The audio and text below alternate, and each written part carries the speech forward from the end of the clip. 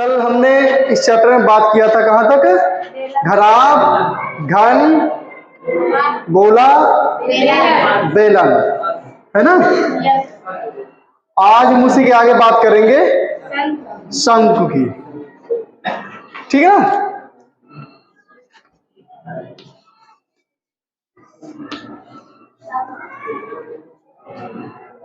तो पहले समझ ले शंकु क्या है।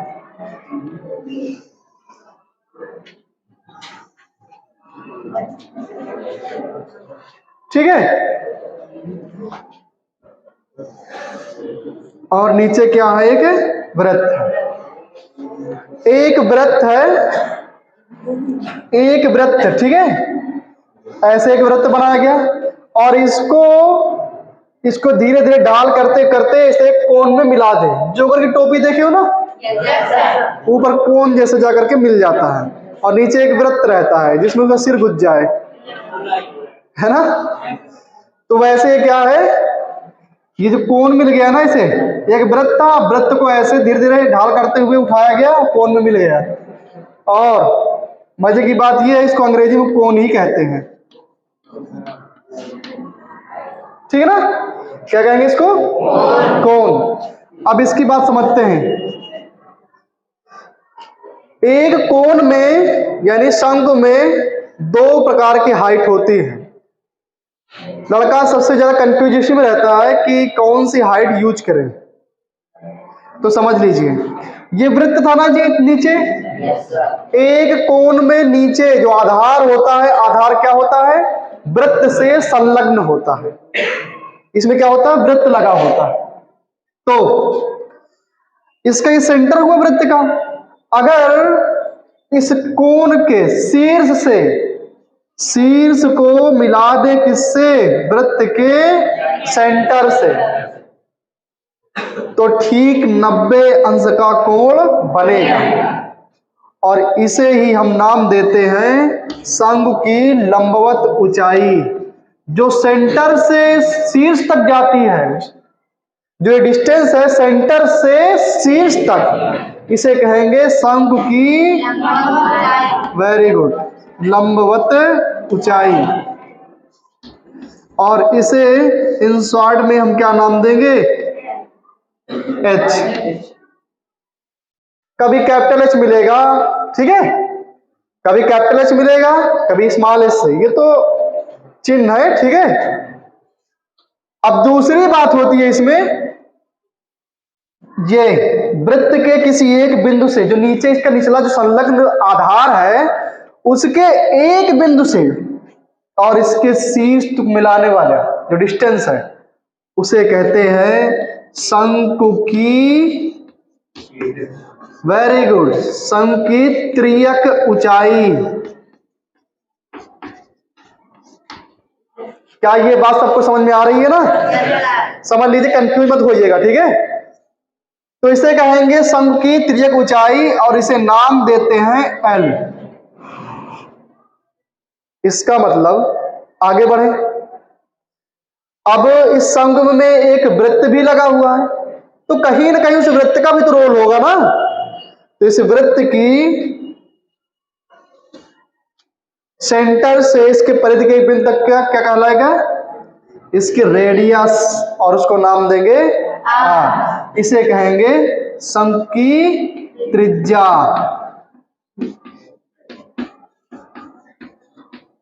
और कहाँ इसको डिनोट करेंगे? आर से। क्या ये बातें सबको समझ में आ गई हैं? तो ये तो अभी नाम बताए गए केवल आपको, ठीक है। अब हम आगे बात करते हैं इसके, जो सवाल सॉल्व करने पर रिक्वायर फार्मूले होंगे। तो सबसे पहले हम इसकी बात करते हैं कि एक शंकु की, अगर हमें इसका त्रिज्यक ऊंचाई पता हो, लंबवत ऊंचाई पता हो और इसकी रेडियस भी पता हो, तो हम शंकु का वक्र पृष्ठीय क्षेत्रफल फाइंड कर सकते हैं, ठीक है। तो शंकु का वक्र पृष्ठीय क्षेत्रफल, ध्यान से देखेंगे, वक्र पृष्ठीय क्षेत्रफल वक्र पृष्ठीय क्षेत्रफल और शंकु का संपूर्ण पृष्ठीय क्षेत्रफल, दोनों में बहुत बड़ा अंतर है, ठीक है ना। तो एक शंकु का वक्र पृष्ठीय क्षेत्रफल क्या होगा, पाई इंटू गुणे आर और गुणे एल। पाई हो गया उस शंकु की त्रिज्या, और इसके बाद त्रियक ऊंचाई, लंबवत ऊंचाई नहीं लिखेंगे, त्रियक ऊंचाई, समझ गए ना। तो ये क्या हुआ, क्षेत्रफल है ना, तो इसकी जो इकाई आएगी वो क्या होगी, वो वर्ग इकाई होगी। वर्ग इकाई मतलब कि जो भी इकाई होगी उसका वर्ग करना पड़ेगा। सेंटीमीटर तो सेंटीमीटर स्क्वायर, मीटर है तो मीटर स्क्वायर, हेक्टोमीटर तो हेक्टोमीटर स्क्वायर, ठीक है ऐसे। अब आगे हम बात करते हैं, तो फिर शंकु की संपूर्ण पृष्ठीय क्षेत्रफल क्या होगा। तो शंकु का संपूर्ण पृष्ठीय क्षेत्रफल, कभी कभी क्वेश्चन आपसे इतना पूछेगा शंकु का पृष्ठीय क्षेत्रफल, तो आप समझ लीजिएगा कि ये संपूर्ण पृष्ठीय क्षेत्रफल की ही बात कर रहा है। चाहे पृष्ठीय क्षेत्रफल पूछे क्वेश्चन या फिर संपूर्ण पृष्ठीय क्षेत्रफल, आपको संपूर्ण पृष्ठीय क्षेत्रफल ही निकालना है। संपूर्ण मतलब पूरा, ठीक ना, छोड़ना नहीं है कुछ भी। तो शंकु का संपूर्ण पृष्ठीय क्षेत्रफल,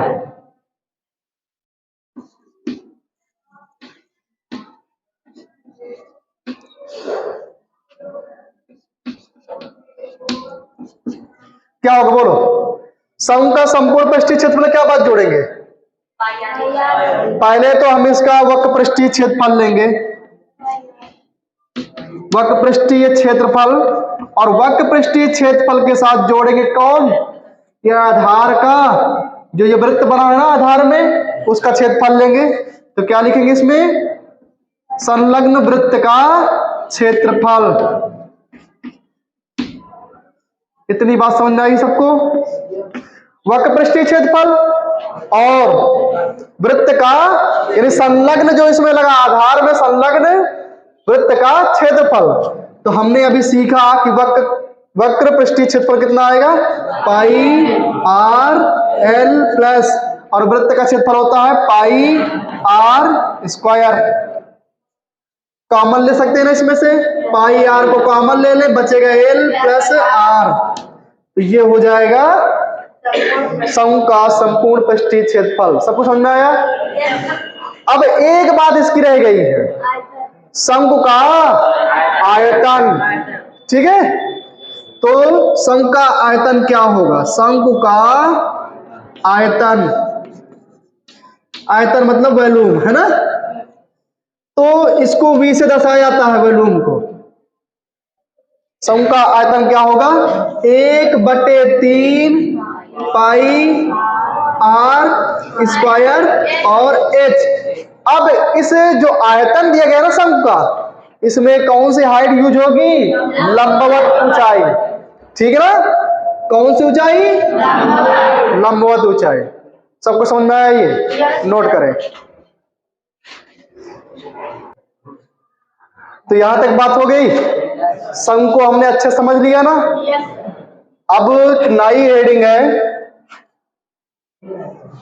लंबवृत्तीय।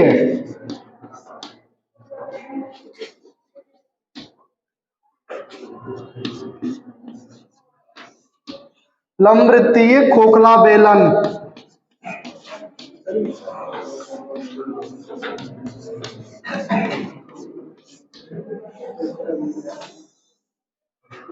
जिसे कहते हैं अंग्रेजी में होलो सिलेंडर, खोखला बेलन। अब समझे इसको, यह एक क्या है,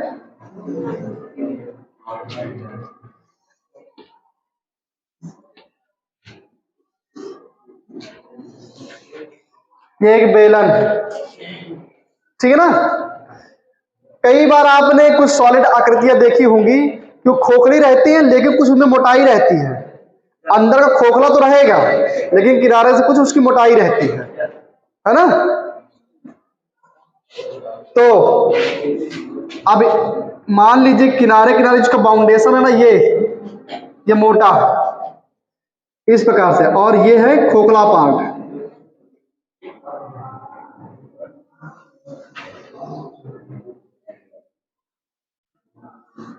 ठीक है, तो जो इतना पार्ट है ना, ये वाला ये किनारे किनारे पार्ट है, इसकी इतनी मोटाई है।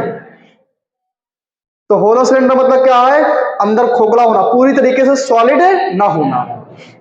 ठीक है, ये अभी तक हमने जो कल जो हमने पढ़ा था वो क्या था, सॉलिड था, ठोस बेलन था, और ये क्या है, खोखला। ठीक है, मतलब कि अंदर खोखला है। तो जरा ध्यान से देखेंगे इसमें कितने सिलेंडर हैं, दो। एक तो ये बाहरी हो गया और एक अंदर खोखला वाला है, तो बेलन ही ना, आकृति किसकी बन रही, बेलन की। तो जब दो बेलन है तो दो त्रिज्याएं होंगी, तो सेंटर तो दोनों का एक होगा, सेकेंडरी होगा। तो यहां पर से यहां तक की जो त्रिज्या बड़े वाले बेलन की, उसको मान लेते हैं कैपिटल आर, और जो छोटा वाला बेलन है इसकी त्रिज्या मान लेते हैं आर, स्मॉल आर। ठीक है, अब तो लिखेंगे बड़े बेलन की त्रिज्या क्या मानेंगे बेटा, कैपिटल आर, और छोटे बेलन की त्रिज्या इसे क्या मानेंगे, स्मॉल आर। ठीक है, अब इसके बेलन की हाइट की बात करेंगे, और बेलन की जो हाइट होती है ना, वो हमेशा लंबवत होती है। कैसी होती है, लंबवत। मतलब कि ऊपर और नीचे 90 अंश का कोण बनाए, जैसे खंबा। ठीक है, 90 अंश का बिल्कुल। तो इसका मतलब ये क्या है, ये 90 अंश का बना रहा है। तो अब देखो, ये जो अंदर इंटरनल जो है ना, जो इनर वाला है बेलन, आंतरिक बेलन, उसकी भी हाइट और ये बाह्य बेलन दोनों की हाइट क्या है, सेम है। इसको नाम देंगे कैपिटल एच, चाहे कैपिटल एच नाम दे दो, चाहे एच नाम दे दो, कुछ नाम दे दो। ठीक है, अब ऐसा नाम दे दें कि हम यहाँ पास रखेंगे श्रीधराचार्य नाम लिखेंगे, हमारी मर्जी। ठीक ना, थोड़ा तो इतना हो गया। अब हमें फाइंड करना है बेलन का पृष्ठीय क्षेत्रफल, है ना। पहले हम वक्र पृष्ठीय क्षेत्रफल की बात करें, बेलन का वक्र पृष्ठीय क्षेत्रफल। तो खोखले लंब वृत्तीय खोखले बेलन का जो कुछ भी बातें होंगी इसी की होंगी, ये हेडिंग ऊपर, ये ज्वाइंट रहेगी सब में। ठीक है, तो इस बेलन का, ऐसे खोखले बेलन का वक्र पृष्ठीय क्षेत्रफल क्या होगा, तो लिखेंगे लंब वृत्तीय खोखला बेलन का, हाँ, वक्र पृष्ठीय क्षेत्रफल। समझते हैं, एक बेलन दिया गया है आपको और वो अंदर से खोखला है, आपको पेंटिंग करना है बाहर और इसके अंदर, लेकिन बाहर के पार्ट को हटा देना है। क्या करना है, हाँ, तो इसका वक्र पृष्ठीय क्षेत्रफल जो होगा, ये क्या होगा, इसका बाहरी केवल वक्र पृष्ठीय क्षेत्रफल। ठीक है, और इसके बाद इसके आंतरिक पार्ट का केवल वक्र पृष्ठीय क्षेत्रफल क्या आएगा, हाँ, आंतरिक और ये बाह्य। तो कल हमने सीखा था बाह्य वक्र पृष्ठीय क्षेत्रफल क्या होता है, 2 पाई और, पहले बड़े वाले बात कर रहे हैं ना, 2 पाई आर एच, इतना ये हो गया, ये तो बाह्य का हो गया। अब अंदर भी है, ये अंदर वाले कितना हो जाएगा बोलो, ये हो जाएगा 2 pi small R capital H, common लेने इसमें कितना हो जाएगा, 2 पाई एच और capital R plus small R. ये हो गया खोखले बेलन का वक्र पृष्ठीय क्षेत्रफल। अब हम बात करते हैं खोखले बेलन का संपूर्ण पृष्ठीय क्षेत्रफल क्या होगा। तो खोखले बेलन का संपूर्ण पृष्ठीय क्षेत्रफल, संपूर्ण पृष्ठीय क्षेत्रफल। सबसे पहले ये दोनों बातें तो ऐड रहेंगी इसमें, ठीक है ना। कौन कौन सी? 2 पाई आर एच, और दूसरी बात है इनर, खोखला है ना, अंदर का भी, तो 2 पाई स्मॉल आर एच। अब बात करते हैं किसकी। देखो ये इतना पार्ट तो खोखला है, लेकिन इसे किनारे का तो पता है, जो पाथ किनारे किनारे का वो तो बच रहा है ना, ये वाला पार्ट। तो हम क्या करें, बड़े वाले वृत्त के क्षेत्रफल से अगर छोटे वाले वृत्त का क्षेत्रफल घटा दें तो ये वाला पार्ट निकल आए। तो लिखेंगे इसमें बेटा प्लस पाई, ठीक है, pi capital R square minus का पाई स्मॉल आर स्क्वायर। ये बात सबको समझ में आई है? तो क्या लिखेंगे इसको, समझिएगा, 2 pi R H plus 2 pi small R H, और ये कितना हो गया, इसमें से पाई को कॉमन ले लेते हैं तो कितना बचेगा, आर स्क्वायर माइनस का स्मॉल आर स्क्वायर। ऐसे हो गया। क्या पूरे में से आर को कॉमन ले सकते, वो पाई कॉमन ले सकते हैं? चाहे तो इतना इतना कॉमन ले लें तो कितना हो जाएगा, बोलो। इसको लिखेंगे 2 पाई आर, सॉरी एच, ये कितना बचेगा, आर प्लस आर, और ये कितना बचा, पाई आर स्क्वायर और माइनस का स्मॉल आर, ठीक है। अब क्या करें, वैसे चाहे तो ऐसे ही रहने दें, ठीक है, खींचे नहीं, कॉमन तो बहुत सारी चीजें आ जाएंगी इसमें, पाई भी कॉमन ले सकते हो, और चाहो तो ये एक बार ये आर प्लस कितना, आर प्लस आर है स्मॉल आर, और एक बार आर माइनस का स्मॉल आर है, तो इनको भी कॉमन ले सकते हैं। ऐसे पाई कॉमन ले लिया गया, और देखो एक बार ये आर प्लस स्मॉल आर है, एक बार आर माइनस स्मॉल आर है, क्योंकि A square minus B square formula क्या होगा, एक क्वेश्चन में ए प्लस बी और एक क्वेश्चन में ए माइनस बी, तो इसमें से दोनों में से कॉमन लेंगे आर प्लस स्मॉल आर, हो गया ना इतना। तो बचा कौन, 2h और प्लस का, हाँ 2h हो गया, और कौन बचेगा इसमें, आर माइनस का स्मॉल आर, ये बचेगा। ऐसे भी लिख सकते हैं संक्षिप्त में, ठीक है ना। अगर आपको ये बातें समझ में नहीं आती है तो आप चाहे तो इसको ऐसे ही लिखना सीखें अलग अलग। लास्ट बात किसकी रह गई, आयतन की ना, तो समझते हैं आगे। अब हम बात करते हैं बेलन के आयतन की बात, खोखले बेलन के आयतन की बात। तो बेलन का आयतन क्या होगा, खोखले बेलन का, देखो हम किसकी बात कर रहे हैं, खोखला बेलन का आयतन। तो खोखले बेलन का आयतन समझिएगा बेटा, सबसे बिल्कुल सिंपल है ये। सबसे पहले हम सबसे बड़े वाले बेलन का आयतन निकाल लें, कितना आएगा बेटा, 1/3 है ना, कह रहे हैं यस सर, केवल पाई आर स्क्वायर एच, तो pi capital R square H, और इसमें से क्या करें, इनर वाले बेलन को घटा दे तो सॉलिड पार्ट बचेगी ना, इसकी जो सॉलिड पार्ट होगा। देखो फिर समझे, खोखले बेलन का क्षेत्रफल, बाहर वाले बेलन, बड़े वाले बेलन का क्षेत्रफल नहीं बोला, आयतन, ठीक है। तो खोखले बेलन का आयतन, पहले बड़े वाले बेलन का आयतन लिख लेते हैं और माइनस क्या कर दें, छोटे वाले बेलन का। तो अंतर क्या है, सिर्फ रेडियस का अंतर है ना, हाइट तो वही है ना। तो क्या लिखेंगे इसमें, पाई आर स्क्वायर एच, सिर्फ रेडियस का अंतर है केवल। तो क्या करेंगे इसमें कॉमन लेते हैं, किसको, पाई एच कॉमन ले लिएगा, बचेगा आर स्क्वायर और माइनस का आर स्क्वायर। तो ये होगा खोखले बेलन का आयतन। ये बात समझ में आई है सबको? चलिए नोट करें।